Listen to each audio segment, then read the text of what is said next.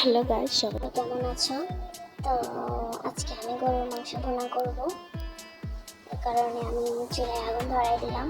চুলাতে আগুন ধরাইতে আমার খুব ভালোই লাগে, জানি না আপনাদের কেমন লাগে। আর চুলায় রান্না করতে খুবই মজা লাগে। এর মধ্যে দিলে তেল আমি পেঁয়াজ গরম করে নিয়ে নিলাম, লাল লাল করে ভেজে নিলাম একদম, যাতে পেঁয়াজের গন্ধ না থাকে। রসুন, মরিচ, সব মশলা, গরম মশলা সব করে দিয়ে দিব। তারপর কিছুক্ষণ কষাই রাখবো। আসলে খুব ভালোই লাগে, আমার রান্না করতে খারাপ লাগতে লাগে না। তো আপনাদের কেমন লাগে সেটা জানি না। তো চুলে রান্না করতে অনেক ভালো লাগে আমার। আমি বেশিরভাগই গ্যাসে রান্না করি না, চুলায় রান্না করি। তো এখানে আমি এর মধ্যে কষাই নিব। এইগুলা মশলা সব অ্যাড করে দিলাম। কষানোর পরে কিছুক্ষণ নাড়াবো, যাতে লাল লাল হয়ে যায়, যাতে গন্ধ না থাকে মশলার।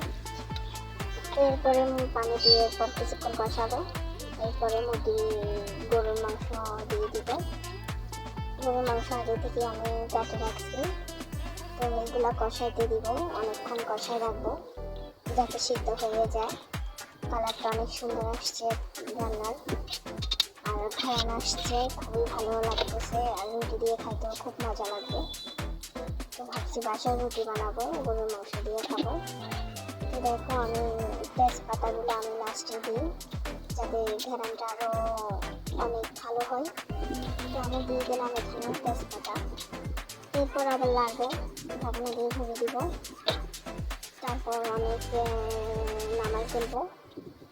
কালারটা অনেক সুন্দর আসছে, ঘ্রাণটা অনেক, ওয়াও কি সুন্দর হয়েছে আমার রান্নাটা। খেতেও খুব মজা লাগবে, রুটি দিয়ে খেতে তো আরও স্বাদ লাগবে, আর গরম ভাতের সাথেও খুব মজা লাগবে।